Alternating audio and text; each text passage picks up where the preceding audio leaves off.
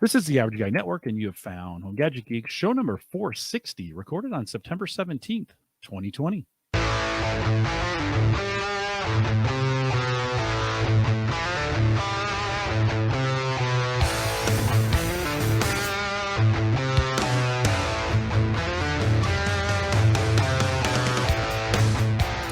Here on Home Gadget Geeks, we cover all the favorite tech gadgets that find their way in your home. News, reviews, product updates, and conversation, all for the average tech guy. I'm your host, Jim Collison, broadcasting live from the AverageGuy.tv studios here in a very beautiful Bellevue, Nebraska. Fall has arrived, and you guys know I like fall, and I appreciate it in every way. It's beautiful out there. And of course, we post a show with world-class show notes. Now, today, and I'm going to introduce them here in just a second, today we got some really good show notes. You're going to want to head out as Daniel talks about what he's going to do. You're going to want to head out and capture those show notes because there's a lot to do out there. But they'll be at the AverageGuy.tv/HGG460. I mentioned him just a second ago, but Daniel J. Lewis is joining us tonight. He from the Audacity to podcast, and Daniel was on 7.5 years ago.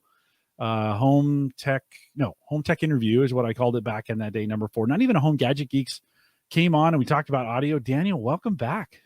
Thank you so much, Jim. It's been a long time getting from here to there, but it's good to talk to you again. It's good to have you. A lot's gone on in our lives, and lots of things have happened. March 8th, 2013 is the date that you were here, and we talked about audio. So if you want to go back, you can just put in Daniel J. Lewis. You'll find him out there. We can go back and talk about that. Daniel, I'll have you sit tight for a second here. We're going to spend, if you're coming in on YouTube and you came in because we've got the subject, which is RGB lighting, that we're going to kind of talk about.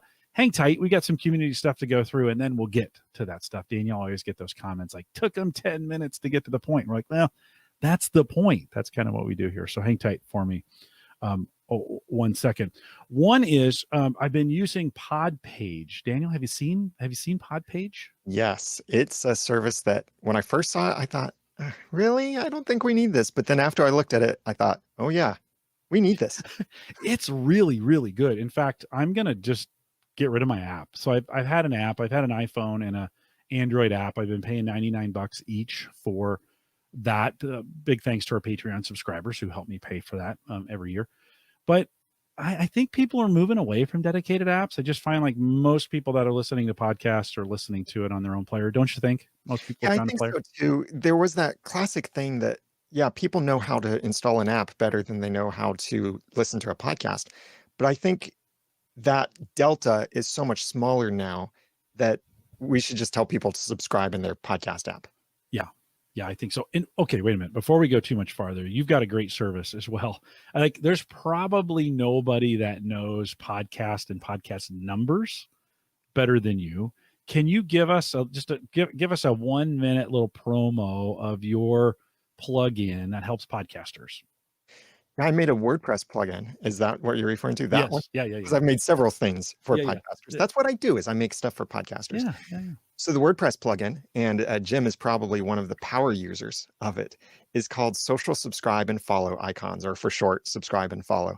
And it gives you, I think at this point, more than 50 different icons, vector icons that you can put on your website, make them into buttons, make them into icons that adjust the colors and such to match, and fonts to match the rest of your site, so that you can put these handy subscription and follow icons or buttons on your site.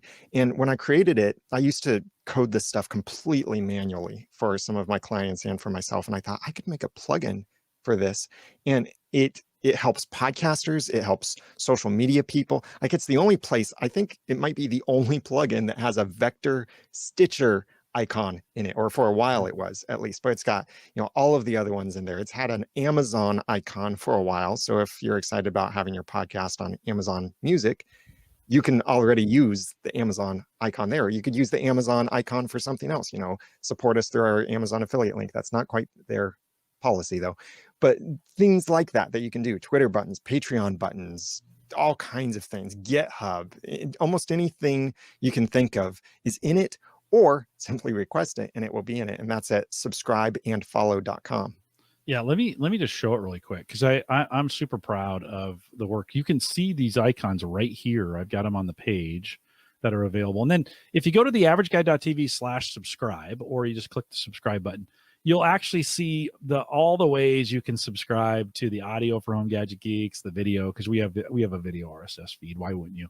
So, Cyber Frontiers, same thing that are out there, and Daniel makes all these available. I can customize them. They're super great. So if you were wondering, like, hey, how do I subscribe, or how do I find the YouTube channel, or where do I go on Facebook, head out to theaverageguy.tv/subscribe. This is all Daniel. Daniel, you're also doing a bunch of stats around, and I think this is the really nerdy stuff, because I think you're one of the few who's got a really good handle on how many active podcasts are there today. If I ask you that question, could you tell me? Oh yeah, I've got the number in front of me. Wait, active podcasts. Okay, that gets into technical definitions though, because then it's like, how do you define active? Yeah. But what I would define active as would be that they've published at least one episode in the last 90 days. They could still be new, but they have at least one episode from the last 90 days. And that's 648,650 podcasts right now. Wow, 600. So let's say 700,000 active podcasts available. Would that be a fair number to say if we're just going to round it up? 650,000. Okay. Yeah, rounding it currently. And that's as of September 17th, 2020. And that number is always fluctuating too. You also have a service called My Podcast Reviews, right, that are available. So if podcasters want to see the reviews that are available on iTunes, they can subscribe to that. I think I'm doing that as well for you to get those updates. How's that going? Yeah, that's going well. We have released a brand new feature. No one else is doing this. We basically created this industry of this software as a service for this kind of thing, gathering your podcast reviews. We check all of 175 Apple Podcasts and iTunes countries, plus Stitcher, Podchaser, Castbox, and more coming soon. And we just added a feature that now you can see all your ratings as well as your reviews, because many people didn't realize that ratings can be left without reviews, but every review requires a rating. So you can see like that engagement level to see you have 100 ratings and 80 of them have reviews. That's a very high engagement. But if you've got 100 ratings and only 10 of them have reviews, then you know you need to engage your audience a bit more, help them to write a review. And for helping people write a review, we've got a new feature coming out that I can't tell you about completely yet, but it will help you do that. And that is coming out late September, early October 2020. Oh, cool. So as we're recording this pretty quick, where would folks go to find that, Daniel? mypodcastreviews.com. And you can sign up for a free trial over there to check it out and give it a try for your podcast, multiple podcasts, monitor your competitors' podcasts too. mypodcastreviews.com. It's super cool. You got a lot of great stuff going on in there. I started that with Podpage, and then we went totally off the rails. But Podpage, now I've converted homegadgetgeeks.com. So many of you are getting the app through that. And like I said, I'm going to switch over to Podpage as kind of the landing spot, because one of the things I like about it, Daniel, is they've got all the kind of every place you can think about subscribing: Castbox, Overcast, iTunes, Google Play, right? Well, not Google Play anymore, but Google Podcasts. There we go. I'm having trouble getting that out of I think it's Apple Podcasts too. I might have said iTunes. So it's tough to get that out of your vocabulary. So if you go to homegadgetgeeks.com, you'll see that's kind of where I'm going to send everybody now who's like new, to say, hey, find your player and you can kind of subscribe however you want. It's there. One of the cool thing that's about it for those who are regular listeners is it's got what some folks have used, like SpeakPipe or some ways to get it done, but it has a service associated with it where you can leave a message. So I'd like you guys to try that. If you're listening to it this week or whatever week you're listening to it, head out to homegadgetgeeks.com on the right-hand side, or on the mobile device, there'll be a button. Click it. It has a little microphone icon, and leave me a message. It doesn't have to be anything productive or even about the show. Just love to hear your voice. So again, head out to homegadgetgeeks.com. And we're going to give that a try. We're going to give it a spin. I've really liked what's going on at Podpage. I would never switch away, Daniel, from WordPress. Let's just be really clear. But what they're doing over there at Podpage is pretty cool. Again, homegadgetgeeks.com. And then don't forget, I don't know how you're doing it during the pandemic, but HelloFresh has saved my life during the pandemic. theaverageguy.tv/HelloFresh if you want to take advantage of that. $40 off your first box. Daniel, you been eating okay during the pandemic? Things going okay along those lines? Yep. Okay. Mostly. Good. Yeah. All right. Yeah. I get a little Caesar's pizza here and there, but nice. still eating healthy. I enjoy cooking. I really do. But And this is perks to what you can get with HelloFresh. Sometimes just going out and getting the ingredients is something that sometimes deters me from wanting to Yeah, cook. It's like, oh, I I don't know. want to find cilantro because then I'm going to have all of this cilantro left over. I'm never Yeah. going to use. It's just going to rot in the refrigerator because all I need is this one little sprig. Yeah. Tonight we had chicken ravioli, and I was peeling back the ravioli was in a container. You peel it back, throw it in hot water. I made the sauce on a pan in the back. I had exactly what I needed. Tossed the bag. It had nothing left. We ate it all. It was pretty great. It's just two of us, right? It's just my wife and I. Kids are gone. We do have I'll talk about this here in a second. We do have one coming back, but if you want to try that, just give it a try. You can do it 1 week. You can quit it after that if you want. But HelloFresh, give it a try. TheAverageGuy.tv/HelloFresh. Then don't forget September 24th, we're doing the Patreon meetup. So if you're a Patreon subscriber and I haven't heard from you yet, I'll send another email out this week. But next week, Kyle Wilcox will be on the show. Just Patreon subscribers coming in for the first hour, 6:30 to 7:30, and then we'll start the show at 8. Just to meet up, just to get together, see how everybody's doing during the pandemic. We want to make sure you guys are eating well as well. And so check that out. If you want to, there's still time to participate. Go out to theaverageguy.tv/Patreon. Join us over there, and you can join us for the meetup. And then don't forget, I'm also going to be scheduling the barbecue, grill, and smoker meetup. That's coming up October 24th. Daniel, we've been thinking about just different ways to get together, and we're going to actually live stream throughout the whole day, folks grilling and barbecuing and smoking. That sounds pretty good, doesn't it? Yeah, my neighbor today was grilling, and when my son and I went outside and we're playing outside, and I just love the smell of grilling meat. Yeah. It made me think I have Right? got to get another grill again.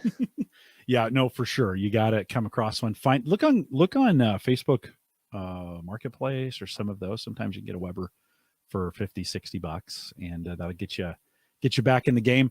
We're going to have a morning session where we do kind of prep and dry rub. We're going to do a noon session where we all kind of check on what we're doing. And then we're going to do an evening session where we kind of come back around. And then I'm going to try and find a few folks who will live stream, and we're going to do it all day.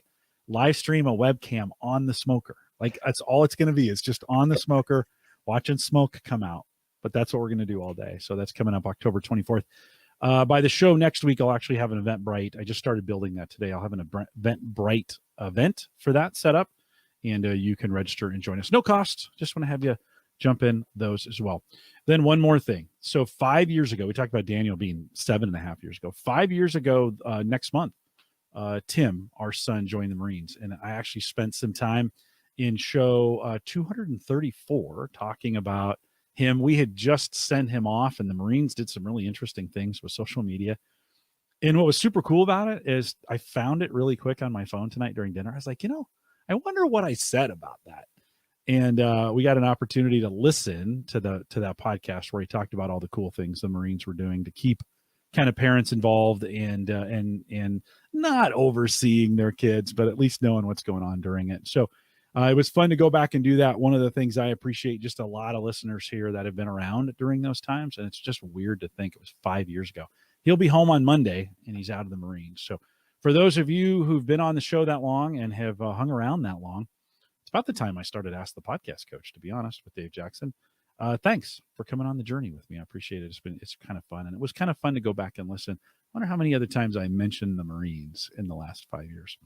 Daniel is with us tonight because he, by the way, if you want to go out to the show notes, I'm going to have this exact spot listed for you where this conversation starts. So if you haven't started checking out the show notes, I actually now put a little catalog of all the things we talk about in the show notes. And right here will be the time we talk about RGB lighting. Daniel, you reached out to me and gave us a little preview and asked the podcast coach, but you've spent a little time putting in, and we had the guys from Think Computers on, and we talked about RGB lighting for computers, right? There's lots of stuff you can do with fans and lighting inside of computers, but you took it kind of to the next level and kind of lit your whole studio that way. And so today we're going to talk a little bit about what you did. I'm not sure where the best place to start on this is, but tell me, let's just maybe start at the beginning as you think about what was the genesis for kind of outfitting or redesigning your studio with this kind of lighting where you have some control over the temperature and over the color and those kinds of things? For the first several years of my podcasting and my business helping podcasters, I was podcasting and recording videos and everything from my basement. And my basement has carpet, it has the speckled ceiling, it had a couch, it had a lot of furniture in it. So it really uh, helped the acoustics nicely. And there wasn't much echo, there wasn't much sound from outside because it's a bi-level and so it's partially underground. It was a pretty good acoustic space. Some reverb a little, but it was manageable. And then I moved to corporate space, rented some office space for a couple of years. And that was flat walls, completely squared rooms, no couches, only flat furniture was what I had, desks and screens and stuff. And reverb was a real problem there, especially when I would have an in-studio co-host with me, because one microphone, you have to think about how sound bounces off from your voice back into the microphone. But when you have two microphones open and two people talking, then that maybe more than doubles the problem, because then you've got two voices bouncing at different angles, two microphones picking it up. So reverb became a real problem in that environment. And I tried these cheap ways of treating the acoustics by hanging up horribly ugly looking foam that someone gave me when they were going to throw it away because of how ugly it was. But I thought, no, that could work for acoustic stuff. It didn't really do all that much. It was ugly, it was cumbersome. I tried all kinds of things and it just either didn't work well, it certainly didn't look well. And I decided, all right, I want to do something that really fixes the acoustic problem and looks nice. I looked at things like the acoustic tiles that you might see people have. They refer to them as like the egg crate style or the wedges. Those are acoustic tiles. They're 1 foot by 1 foot or so squares made out of foam that people would often glue on their walls. Please don't glue that stuff on your wall. Do anything other than gluing on your wall. You will regret it if you glue it. But I knew I didn't want that. What about like command strips? Would that be okay if you were? Yeah, that could probably work. Get it off You again. just want to make sure, yeah, you can pull it off without leaving the residue. Right. But those things actually aren't that good. They do help, but they're just not the best at reducing reverb in your space, especially with my particular space. The reverb was so horrible. And so I was watching YouTube videos and reading acoustic stuff and discovered that panels are the much better thing. A panel would be something that's much larger, much thicker, and it absorbs the sounds much better. And you don't even have to line an entire wall with a panel because sound goes behind the panel. You can have gaps behind the panels. You really only need to think about where is sound bouncing off, and that's where you put a panel, is in those places. But I went a bit overboard and made enough panels myself so that I could have one with only a 6-inch gap on every wall. On every wall. Place. So how'd you make them? What'd you make them out of? So the panels themselves, before getting into the lighting, the coolness factor, and anyone watching in the video, and if you're listening to the audio, you'll want to look at the video, because I've had the signature look now for a while with these large black, like 2001: A Space Odyssey looking obelisks behind me. These are the panels that I've created. So the frame is made out of MDF boards and instead of wood. And the reason why I like that is, for one thing, it's something that was recycled from something else. So that's kind of cool. But what I really like about it is MDF boards are completely straight. They're completely flat. You don't have to spend so much time trying to pick one that's not warped or anything like that. They are very easy to work with for precision kind of work like I wanted with my panels. I wanted them perfectly aligned and everything. So I got the big MDF sheets. They're 4 feet by 8 feet. I had them cut them there at the Lowe's or Home Depot, wherever I went. And by the way, if you do the same thing, make sure they have it perfectly straight and the saw is perfectly straight. There was one of the boards I got cut, the board was leaning in the little gap. And so all of the cuts were just slightly angled and it threw everything off. But it's MDF boards. Also, I think a little bit cheaper than doing the same thing with wood. Certainly higher especially quality. now. Especially now, wood's gotten so expensive. Oh, really? Yeah. Oh, yeah. The pandemic has driven the price of wood. Yeah. Everybody's doing home improvement projects. Yeah. I was doing home improvement before it was cool. Uh, and so I made these basic frames. There's nothing really fancy about the frame itself. It's just a square frame, and there are some supporting beams in the back of it. And then on the inside of these, so each of the large acoustic panels, like one that I have directly behind my head, is 2 feet by 4 feet. And the insulation, or what I'm using on the inside to absorb the sound, is insulation. Insulation is fantastic for this, and specifically Ruxel Safe and Sound insulation is designed for absorbing sound, and that's what I'm using in this case. Now, you may be thinking, though, some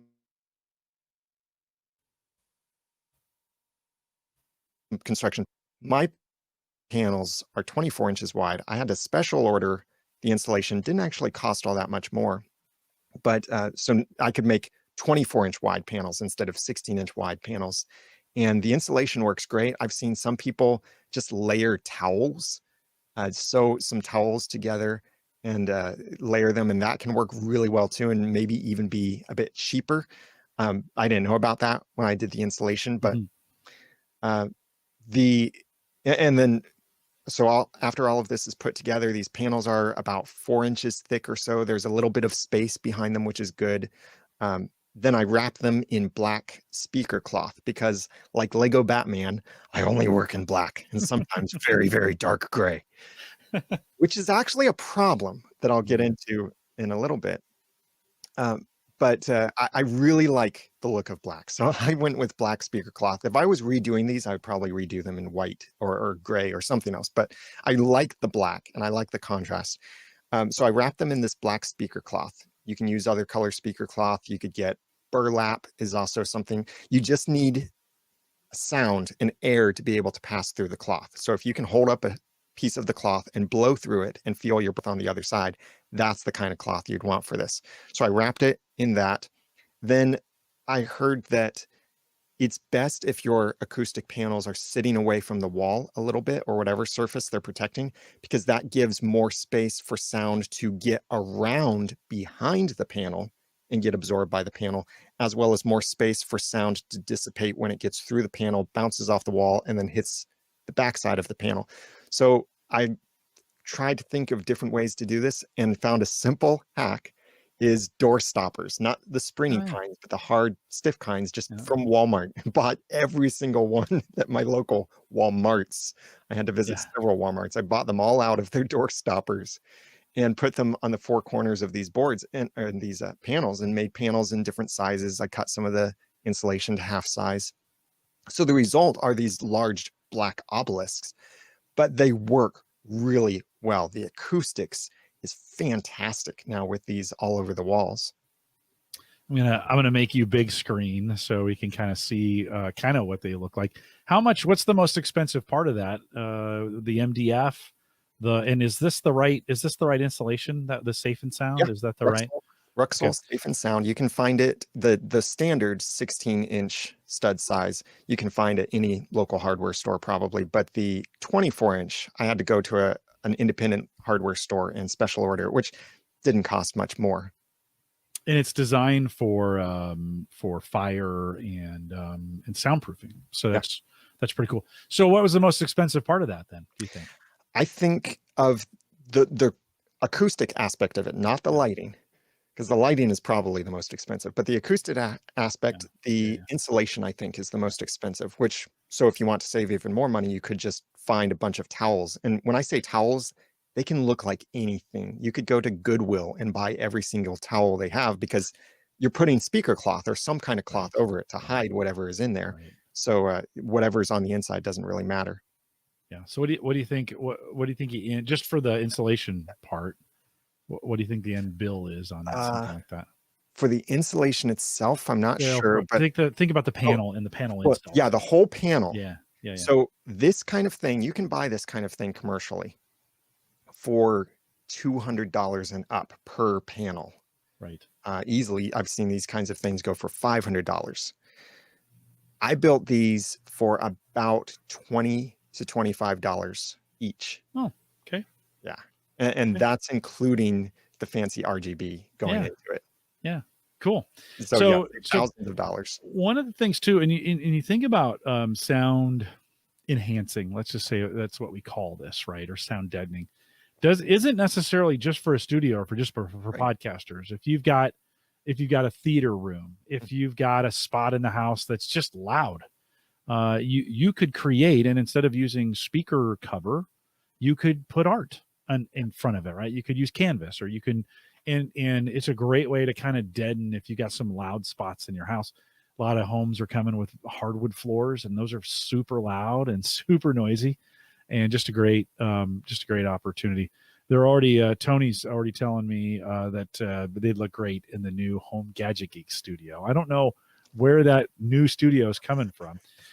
You of course, so you got new panels up, and that's begging for lights. So let's talk a little bit about what did you give us a little idea what you went through, your thought process as you were thinking about how are you now. And let me ask you this, like, we only see one part of the light, Daniel. Like, we only see what's behind you.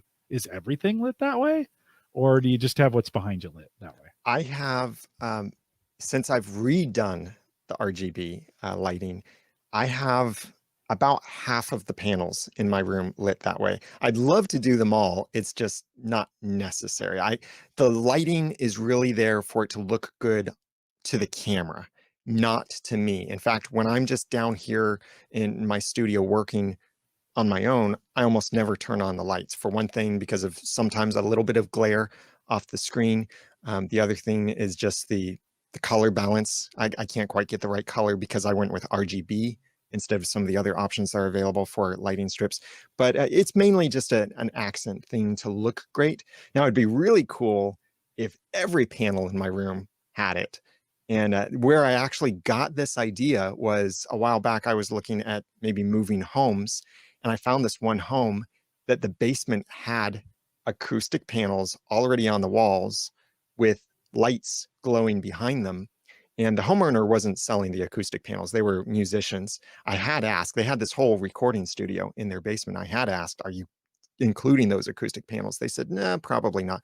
But I loved how good that looked.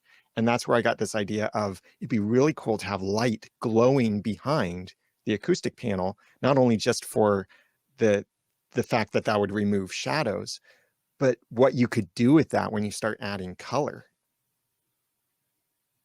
So talk us through a little bit. So what's it take if I'm thinking about doing something like this? Walk me through the parts list of what's going to be required to do something like you did. Start from the wall and work your way to the panel.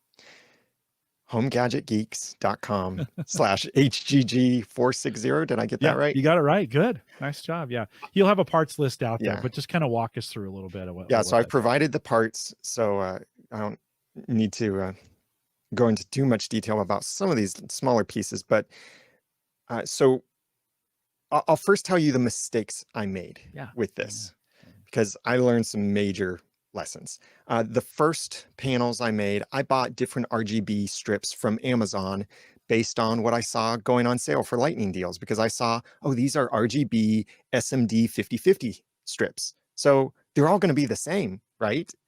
Wrong. They are not all the same. They're different densities of lighting. Like you could have 30 lights per meter, 60 lights per meter, 120 lights per meter.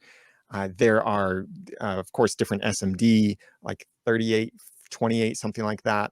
There are different styles like that, but I was sticking with SMD 50/50s, which are red, green, and blue are all in one tiny little spot instead of separated bulbs, like separated by an inch or so from each other, each color.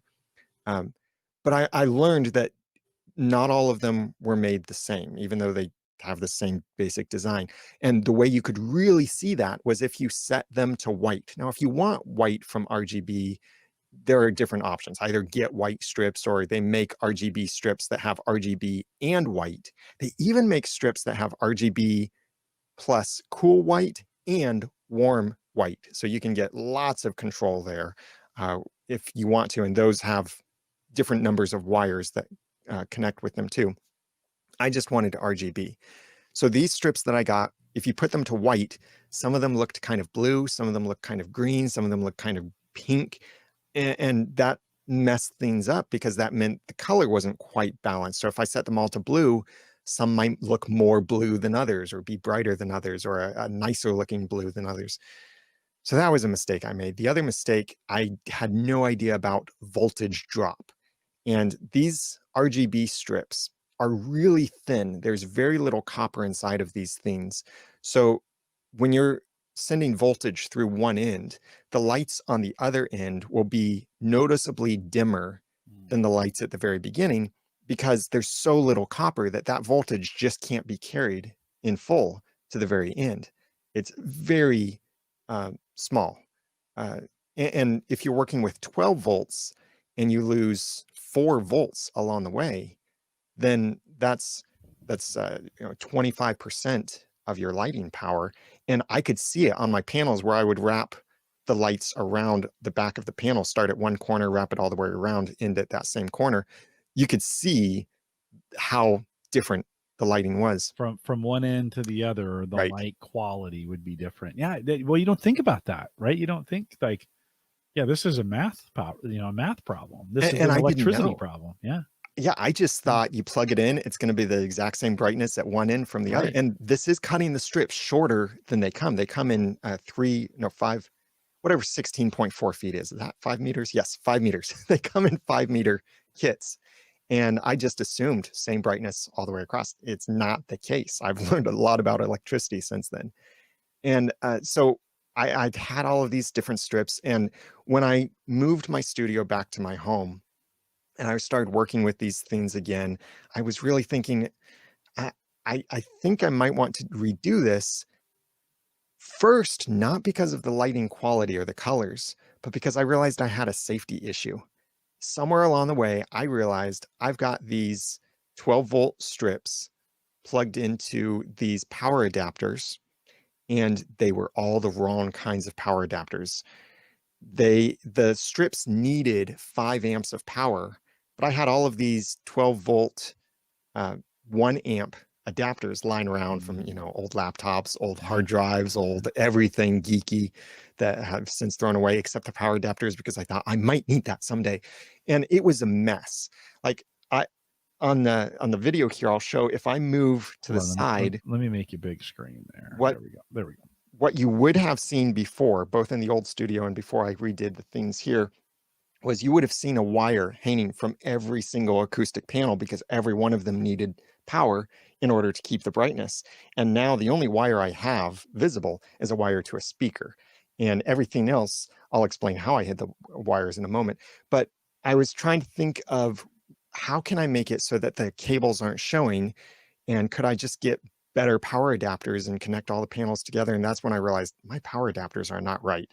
And I started looking into things more and realizing, well, I've got this voltage drop problem, and to fix that means buying all new power adapters, but that still means having to have enough outlets for all of these power adapters and plugging 20 power adapters into my house and running out of outlets.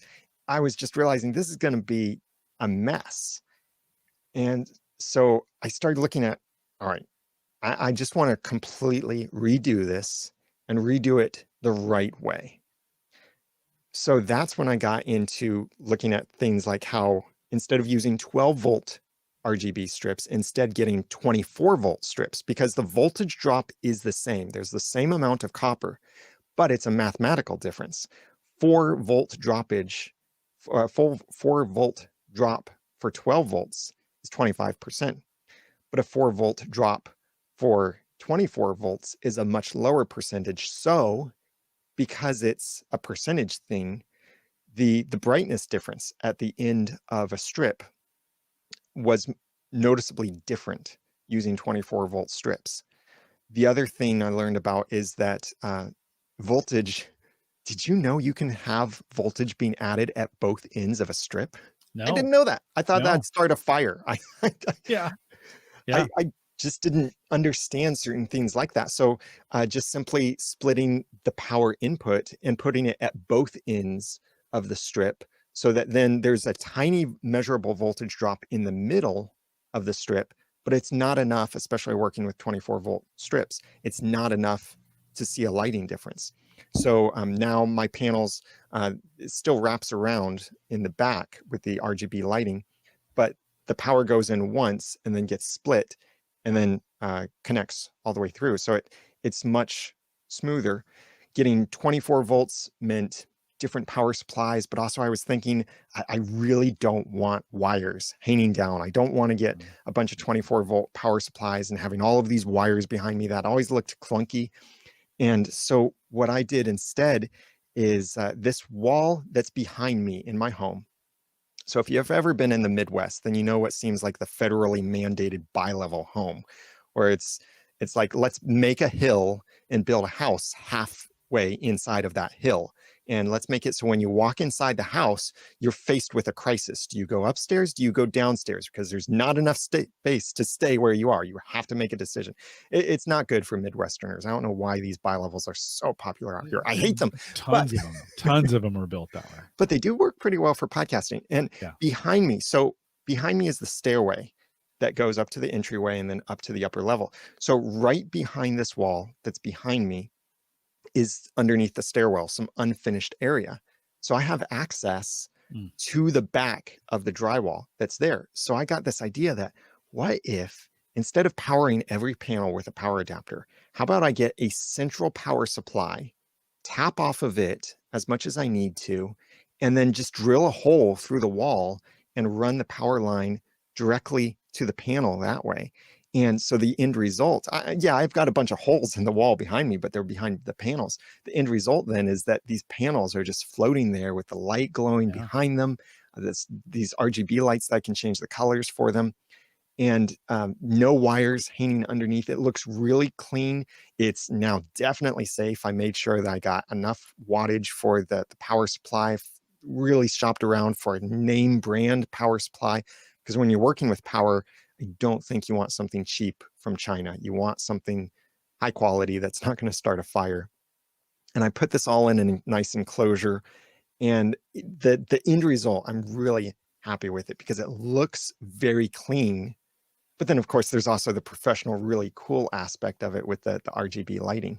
Yeah. Can you manipulate the colors then on the fly? Are you able to kind of, let's just show us a little bit about what's available. That's the other thing I wanted to do. I've got all of these smart bulbs inside my home, like LifeX smart bulbs are what I have. So they can be controlled with Amazon, Google, or even Apple HomeKit. And I wanted the same kind of thing from my panels. Instead of having a remote control where I have to point at every single one to turn it on and change the color and all of that, I wanted to be able to control it with my voice. So so I'm not triggering anyone's speakers. I'll mute myself here, but I'll demonstrate what I can do with this. Set the audio background to red. Every one of these panels is connected to its own RGB controller. And so I can manipulate each of them independently, but I made them all one group. So I can change their color to anything I want or any brightness that I want as well. And individually controlled. So you could do red, white, and blue across that if you wanted to. You would need to name them. You would need to call their names individually, but you've got them put in a group, so they'll all change at the same. Oh yeah, like I might be able to do that. Let's see if I have that set up. Set audio background to blue. And moment of truth. No, I must not have the individual ones set up. Stop. That's okay. That's always we didn't test that in advance, but since they're all on their own individual, you could really do that. Do you have app control as well? Can you go into an app? So certainly in the app, I could easily go in and set the individual colors of the panels. I could save that as a particular scene. So if I wanted red, white, and blue, or any particular specific color to save as a scene, I could do that inside of the app. And I love being able to do that, to adjust the brightness, to change the color, like for a particular mood or something, controlling it through the app as well as through the smart speaker, and then setting up the routines for that as well. Because like I mentioned, I've got all of these smart bulbs, and what you're seeing me now, and I don't like the red background. I'm just going to change that. Go ahead and change it back. Yeah. Set audio background to blue. So I've got studio lighting on me to make me look better exposed for the camera. I also have just regular lights in my office. And so I can turn those lights on and off. My studio lighting isn't as smart, but at least it does have a wireless, not an infrared controller. But I set up a scene. So I can say certain things like turn off the office, and it turns off everything for me. Or I can say switch to podcast mode, and it turns on the audio background to the right color. It turns off the office lights, and then I just turn on the studio lighting on me. And these different routines that I've set up inside of the smart speaker as the workflows, routines, whatever they're called in a particular workflow. And that just, it feels so good to be able to do that. And it's also less frustrating too, having to turn around and press a button pointed at every single one. I've just got so much more control now, and flexibility and versatility, and it just looks so much nicer too. No, it's super cool. Have you thought about, okay, so in some of the if this and that routines that exist, you can say, hey, when somebody's at the front door or when I get a package delivered, turn my lights on to this color so I know. Have you looked into any of those to kind of change? Because you've got a whole wall. You could create a whole bunch of different visualizations. Have you thought about that at all? Yeah, there are some technical limitations there on what I can do with some of the different devices that I'm using, like the cameras and such. But I have thought about certain things like that. And generally for me, I'd rather not something else have control of my lights. But I do things like with my regular home lights, I do have them on a schedule where they're daylight colored during the day, and then they turn into warmer colors at night, just like the true tone on a screen, or the flux or something like that on your screens, reducing the amount of blue. I tried something similar with the LED lights to see if I could have them kind of complement the room lights, so they'd be like a daylight color during the day and a warmer white during the night. It's just, you can't quite get that with RGB strips. That's where the RGB, and then a bunch of different letters and options come after it, but giving you the warm white, the cool light options after it, like RGB, CCT, I think is one, RGB W, RGB WW, I think is another. There are all of these different ones that you just have to consider, what do I really want my lights to do, and then get the right strips for those. For me, these RGB strips behind the panels creating the glow is really just for the visual effect for the camera, not so much for the room. Although with so many black panels around, it did darken the room. So I had to add more lights to the room. So that's what made me kind of wish maybe I should have gone with something where I could have used these as additional room light. But they're just accents, so RGB works fine for me. Yeah, it looks good. Did you are those lights actually dimmer than they appear to us on camera? Because these C920s have a little sensor, and backlit stuff sometimes is a little dimmer. This monitor here, I can even barely see, and yet it shows up on the camera. Are those, as you look at them, are they as dim as they appear, or talk a little bit about that? Pretty close. There are some interesting things that I run into with this space, like being farther away from the panels, and lights, the way that my studio lights create shadows or create additional light on my backdrop. But with these particular strips that I got, and the links to these things, everything I bought for this is either from Amazon or AliExpress. So this is your opportunity to really get stuff done. Order something you really want and wait for it for 30 days. You will feel like you've got the world of time to do stuff you've wanted to do. And that's what happened for me. So the strips were from AliExpress. So I could order, I think, 10 strips, all exactly the same, since you don't want to mix and match from Amazon. These are 120 LEDs per meter, very dense. I think too dense, actually. But the advantage of that is that they can be at a very low brightness level and still put out a decent amount of light. And right now, these lights are at 1%. I'll bump up the light here. Set audio background to 100%. And this, you'll see a couple problems come in now. Now they're so bright that they're being exposed as white to the camera mostly. It almost looks fake. It looks like your background, like now you're in a virtual background. I just need the little ticker underneath with stock symbols and stuff. The other interesting thing that's happening right now Well, you can't hear it, but now there's one of the other panels just finally caught up. The power supply is on the other side of the wall. Some noise does come from it. It has a fan on it that automatically turns on based on how much load is being pulled from the power supply, not based on how hot it gets, just based on how much load comes through. And that fan can be picked up by my microphone at times. And so I've had to play with learning, all right, I can put them up to this brightness level without activating the fan, or I can put this many colors together. Like right now, they're blue. They're solid blue. Only the blue LED lights are on. So that's using 1/3 of the potential power that these strips could pull, RGB, 3.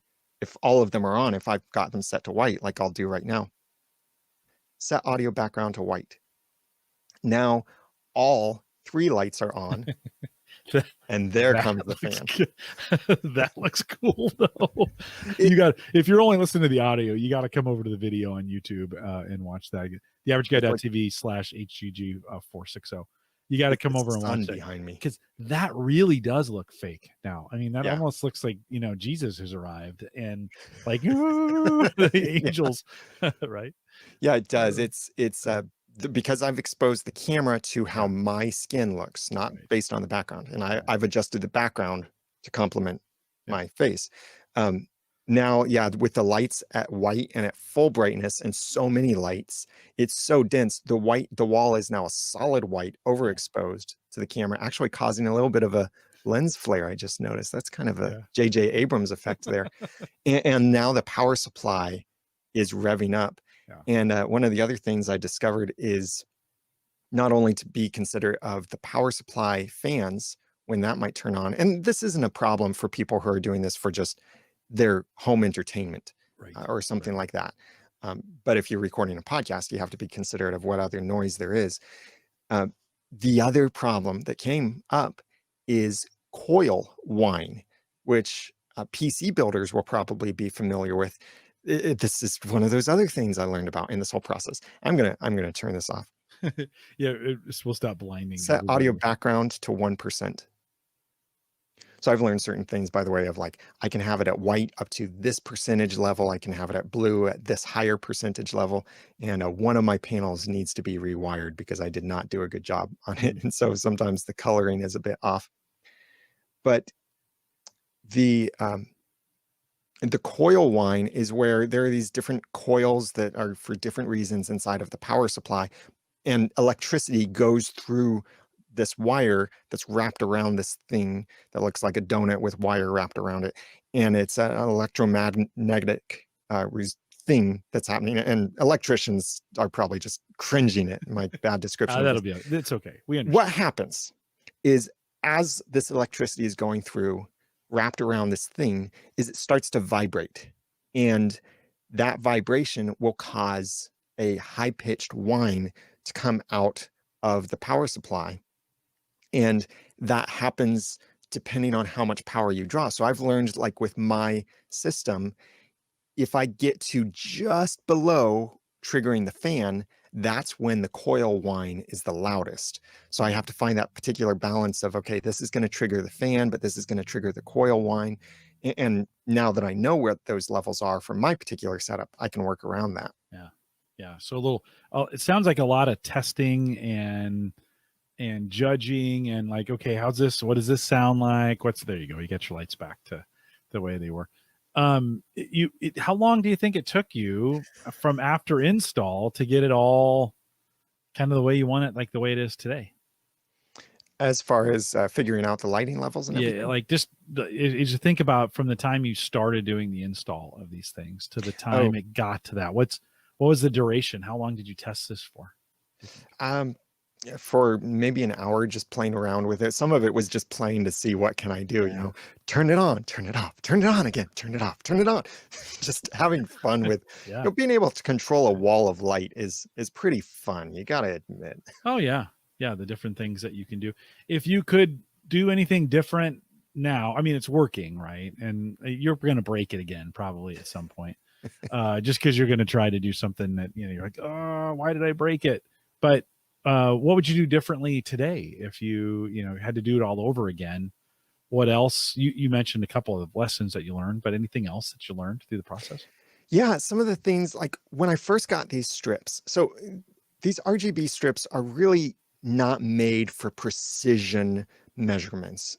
You can only cut them to certain lengths. Like the strip is wired so that depending on how many LEDs there are per meter, you have these sections and you can cut for each section. And 120 meters or 120 LEDs per meter makes a nice small section, very dense with LEDs, but it's also uh, kind of inflexible because there are so many LEDs in a single strip. And um, it makes it not so actually physically flexible. It also makes it difficult to cut because the space for the contacts, I found that I have to actually waste a section in order to overcut. So I leave plenty of space for the electrical contacts if I have to connect the wires. So I think two things I would have done differently. One is gotten a lower density strip so it would be physically more flexible and also a little bit easier to work with some of the connectors and attachments. The other thing is that working with a precision sized thing, it's not just hanging strips on a wall or behind a desk or something like that where it doesn't have to be so precise. Here I have to be precise to half an inch or less than that, or else I'll have things sticking out the edges of my panels and looking clunky. What I started doing, how I did my first panels, was I did this complicated thing where I got a wire-based connector and then I wrapped it around itself to make an overlapping corner and then had to staple down the excess wire. And so I was making corners with adapters and connectors. And when I got these new strips, I got new adapters and connectors as well. And I started trying to do the same thing, but I discovered like this is a little cumbersome. And then I realized, well, wait a minute. Do I need these adapters? These are flexible strips. By the way, for indoor projects, do not get waterproof strips. You will hate yourself for using the waterproof strips that have because they're inflexible. Yeah, they're thick, they're inflexible, they're a pain to work with. If you get non-waterproof strips, they don't have the rubber over them, the clear rubber. They're much easier to work with and they're much more flexible. So what I did instead of and the one panel I have that I mentioned where the color is a little wonky is because I still haven't fixed it with this. It's still the corners are connected with little connectors. All the other panels, all I did is I simply bent the strip to make a corner where, just like taking a ribbon, if you were to imagine, make a corner, a 90-degree angle with a ribbon, you end up with a little bit pinched in the corner. That's fine when you're working with these strips, especially if you've got lower density strips than what I have. That makes it really easy then. And then you can reinforce the stickiness of the strips isn't quite as good as I'd want for sticking onto the back of these particular panels. So I used a staple gun and stapled in every here and there for just some extra stability and especially near those corners. And that made it really easy. Like doing the corner thing with the connectors and stuff, that was taking me an hour or more per panel. But when I threw that out and decided to just bend and pinch these things, I was able to put the LEDs on a panel in about 5 to 10 minutes, have it fully connected. Did you find if you did lower density that your power, so you're saying like right now you're running these at 1%. If you would have had lower density, would you have had to push that power up a little bit to get the same amount of brightness that you're looking for? I have to correct your words. Okay. Or you don't realize the words. Let me just do it. Just do it. We'll edit this all in post. No, okay. We won't. It's fine. I've never worked with these before. So with lower density, and this is something I didn't realize would happen. The strips I worked with before were 60 LEDs per meter.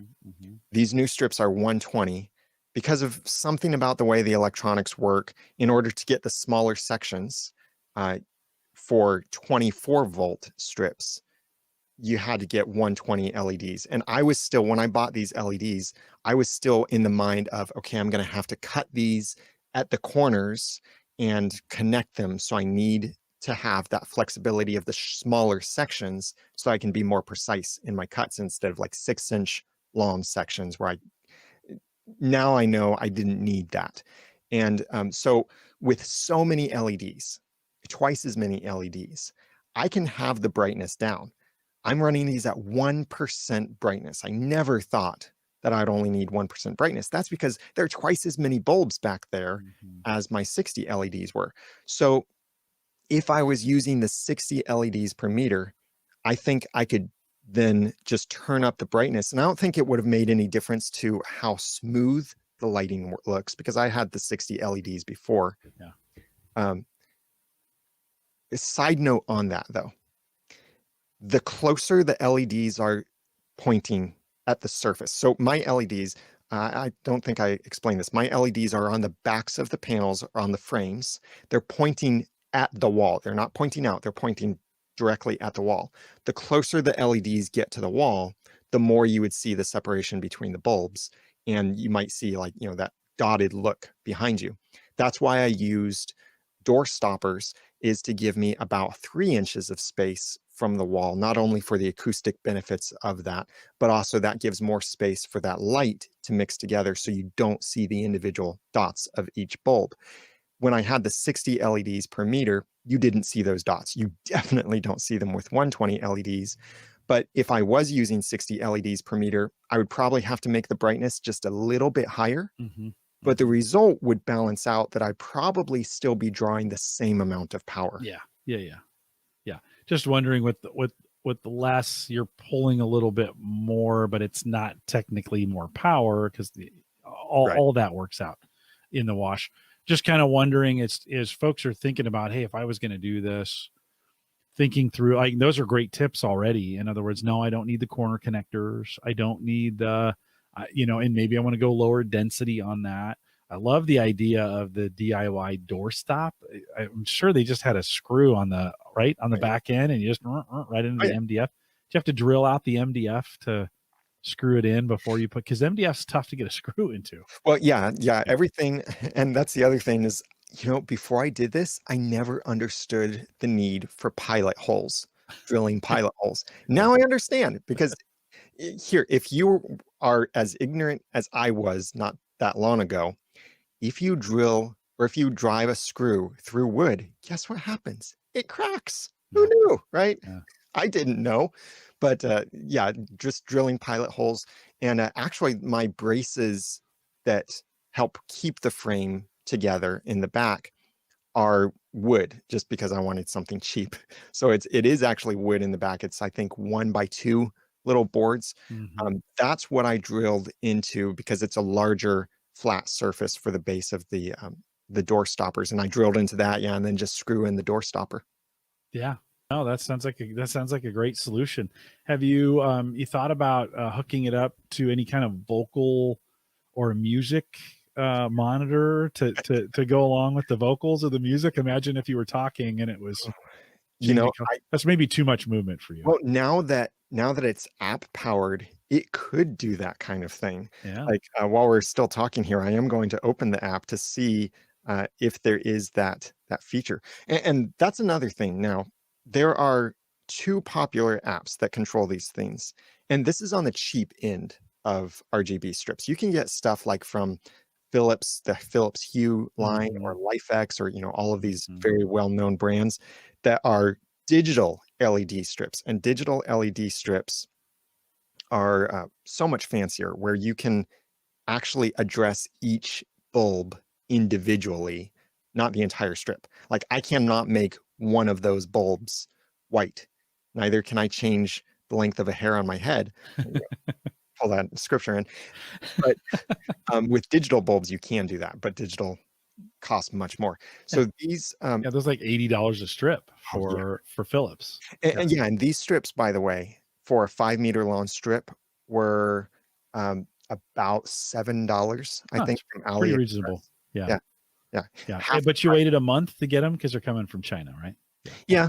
But the nice thing was, again, I if you're going to go on the cheap side of these strips, do not buy from Amazon. I bought as much as I could.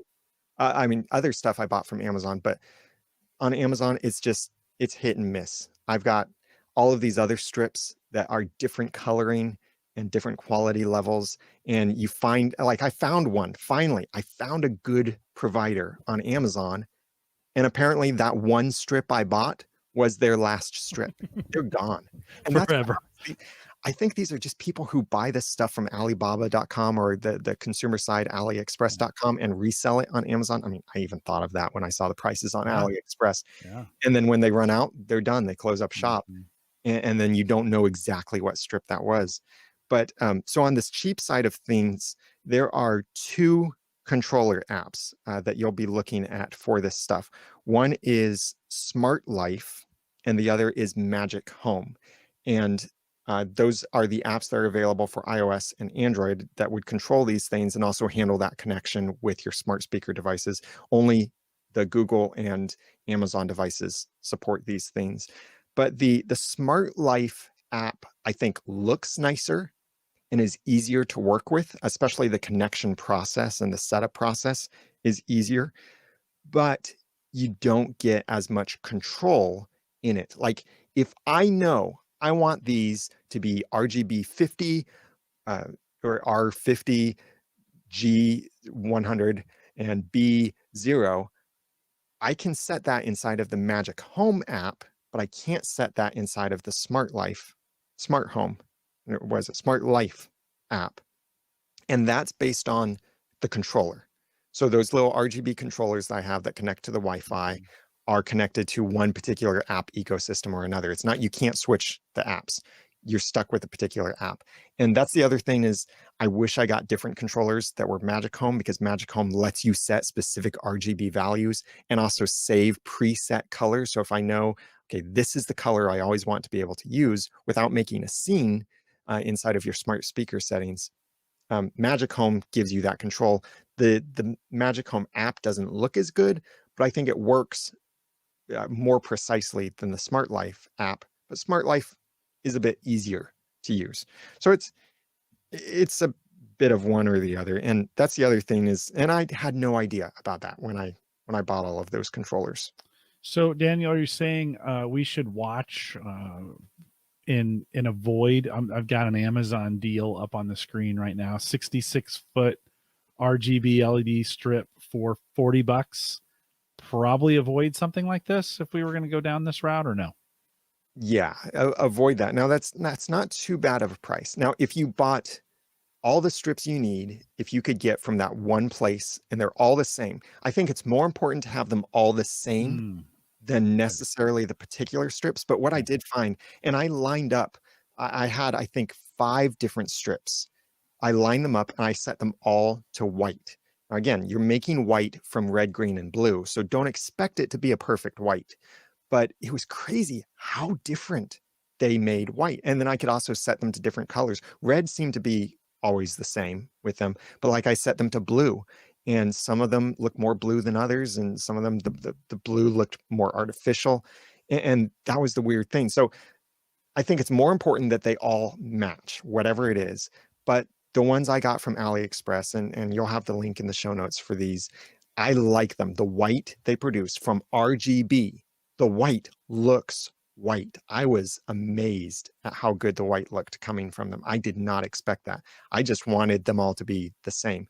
But yeah, if you're looking at Amazon, just get more than you need, because you're probably going to run out in the process. No, that's a good point, is get them all at the same time if you can, because there may be different manufacturing specs. They may be getting the LED lights that they make them with from different places. Hey, Brian in the chat room was asking, curious what the power consumption is on these types of lights. So as you think about, and I don't know if you've put a meter on the lights at all to see what kind of voltage it's drawing, but do you have any idea how much power it's pulling? Yeah, that was something I had to think about, because I was buying a power supply, like a raw power supply. The company that the power supply brand that I bought it from Amazon, but the brand is Meanwell, and they are very highly rated. I think they're manufactured in Taiwan or China or something like that, but they are very high quality. They're very highly respected.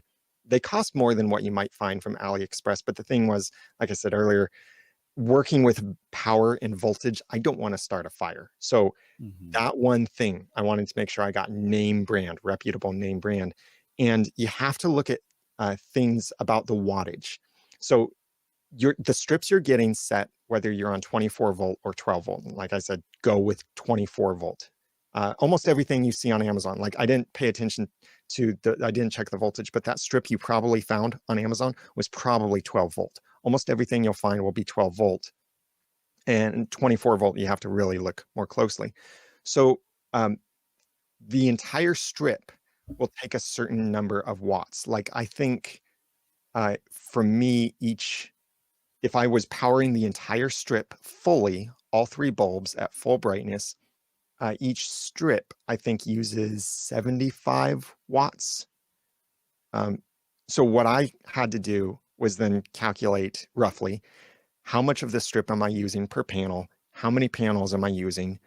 That's okay. That adds up to this many watts that I need to be able to supply through this power supply. And then the power supplies, you never want to run them at full usage, just for the life of the power supply, as well as you might have to keep in mind the coil whine, the fan noise, anything like that if you're in a studio setting. So all of that, you need more margin with the power supply. So I got now I forget. I need to check my order. Because I went through multiple power supplies. I got one that I learned before I decided I needed to go 24 volt. I bought a 12 volt, returned that. Then I got a 24 volt that had an always on fan. And being a podcaster, I knew always on is not good for me. I need more control over the fan. So I returned that and got, all right, it's my particular one for all the panels that you see behind me. There are, let me look, 6 panels behind me. 4 are vertical, and then there are 2 actually horizontal, stacked above them at the top that you usually don't see, but I have too many panels. So I was just thinking, where can I stick another panel? Because I've got too many now since I moved home. So I got from my needs for all of these panels, plus other panels that are in another part of this room for video use. It's the Meanwell HRP 600-24. So it's a 600 watt power supply. I think I misspoke when I said 75 watts per strip. I think it's actually much lower than that. I forget the exact number, but you need to look at those strips. Generally, every particular configuration of a strip, like 120 LEDs per meter at 24 volt, every brand is going to be about the same wattage consumption. So once you know that, then you can just do the simple math of, all right, this many strips are going to be connected to this power supply. So I need at least this many watts. I think you're right. In that strip we were looking at, 12, those are 12 volts. And then I think down here, it's 65 watts, maybe per length. So per 16 feet. Would that be, do you think that's accurate? Yeah, I think that is accurate. Yeah. Okay. 65. Okay. Yeah. So it must be 75 watts for the full. Yeah. If it's on full blast. Yeah. That's I would imagine, right? Is that since I'm running these at only 1%, and that's not 1% of the total power usage. That's more like 0.33% because I'm using 1 bulb out of 3 potential bulbs, and that 1 bulb is running at 1%. So I'm barely tapping the power that my power supply can provide. But if I didn't get the kind of power supply that I did, when I did that thing where I set it to 100% white, where every bulb was on at full brightness, I might have started a fire if I didn't have the right power supply. Yeah, no, it's important you get that right. And so it's good. Those LEDs have some energy efficiency to them. And so like in your case, you can really dim those things down and get what you're looking for in there. It looks good, Daniel. Looks really good. Anything else? Any other advice you'd give if somebody was like, all of a sudden now I want to put like LED lights underneath my, my shelves. That's a real common, right? That's a real common look. Yeah, I might do that eventually too, over with my bookshelf. Yeah. Where else would you put them?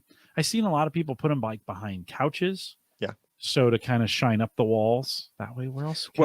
You can You can use stuff like this or just buy an outright bias light to go behind your TV. So there's a slight glow behind your There you TV. go. It's supposedly Yeah. better for your eyes if you're watching a screen in the dark. Yeah. Since I have leftover strips, I plan to, line my bookshelf with them eventually, because right now, when I've got the studio lights and everything on, my bookshelf is just this blackness back there. I've got my podcast award back there. You can't see it in the darkness. And I've got cool little things Yeah. back there, Lego Yeah. things and stuff. You can't see it at all because it's so dark. So I'm thinking of adding some strips inside there, and also maybe just along the back of my desk to give kind of my desk that sort of bias lighting. Some of that just starts to get, well, I was going to say that starts to just get fancy, but as if this wasn't already fancy back I there. don't know. This sounds kind of cool. At first, Tony asked me early in the show, "Are you going to set that up in the new studio?" Daniel, there's a running joke. I can't say it too loud because my wife's on the other side of she wants to move, and I'm dragging my feet. So, like, I really don't want to move. So, I've been joking that the new studio that we go to, but I'm actually in a pretty good spot here where I could, I have a shelf here and a dresser. I don't need any of that stuff there. There's actually an open wall. I don't even have any drywall on it at this point. It's completely, I could add all the wiring that I want behind the scenes, wire it all up that way, put the drywall on it with some outlets for each one of those panels, and then install the panels right into the outlet, Actually, right? I'll tell you this. Yeah. Don't put up drywall.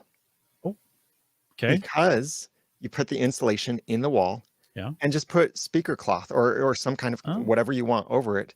So, because if you put the drywall up, then you're creating a surface True. to reflect True. noise. True. And if you really want to have a noise-free environment and you don't need drywall, then you would get much better results by actually leaving it slightly unfinished with the insulation there, and then just put the speaker cloth or something over the walls so that it looks good. And then it would be, your whole wall would be an acoustic panel then. Yeah. But then I couldn't have the contrast like in the panels True. Right, that you have there. Although there's some probably different ways to do that. Yeah, you could do some different things there. Like even Dave Jackson from School of Podcasting and Ask the Podcast Coach has these the lights that people get for outside to shine on their home. They make those things now in RGB and controlled by smart speakers. And I see these things go on lightning deals all the time on Amazon. You could get a few of those, like mount them kind of like rack mounted lighting pointing down on your walls, maybe put a couple on the floor pointing up, and then you could color your entire wall with something. And yeah, you couldn't have the contrast of black, blue, black, blue, black, blue like this, but you could still do really cool things. Yeah. And by the way, I teased earlier, I wanted to make sure I mentioned this. Why I regret going with all black is because if you're recording in a studio environment where you're doing lighting kinds of things with a webcam and such, having a very dark background makes automatic color exposure from webcams very difficult, because the way the webcams typically work is they're looking at the overall scene and trying to expose it for that. So if I was letting my webcam do automatic exposure, I would be bleached out like a ghost right now because there's so much darkness in the scene. The other problem is, and I had to change my t-shirt before doing this tonight. If I was wearing a black t-shirt, then you just see this floating head and it would look really creepy. And I used to have this high back black, of course, chair behind me too. So I have to be a bit more conscious about the clothing I wear, because everything behind me is black. Now, if it was white or a gray or something like that, I wouldn't have to be so concerned, but stuff disappears in black.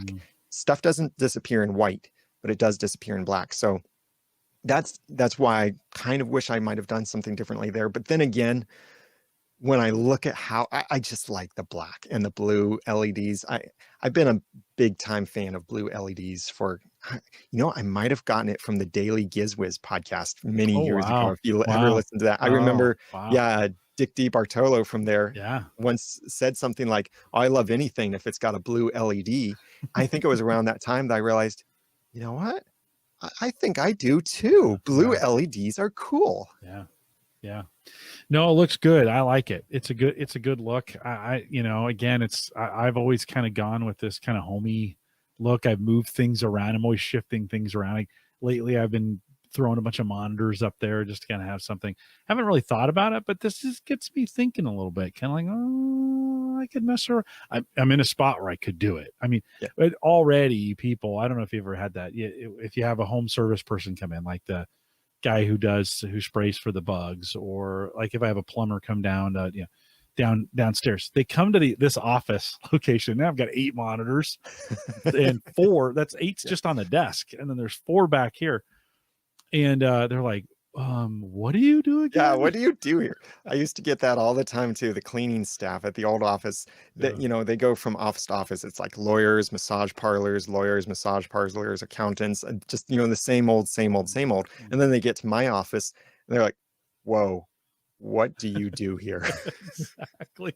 Yeah, I had my own kids this morning. I dropped my kids off at the airport, so they came over early, like 6:15, and I drove them in, and they came in, and I was waiting for them. So I was working on my laptop here from work, and they were like, what do you do with all these monitors?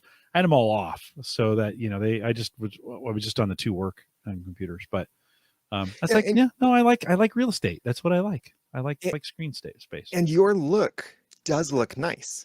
It's a completely different look from my look. I would describe mine as probably edgy, modern, or edgy high tech looking, and that's kind of just me. I tend to like that kind of thing. From a kid, one of my favorite TV shows as a kid was Beyond 2000, and I like that modern high tech sort of look. Yours is a very comfortable, very warming, very welcoming, still professional look. And I like that too. I see many different people have their, their studio look with different things. And some people, have all of these cool little gadgets or toys or things on the background behind them. Yeah. And that stuff looks cool.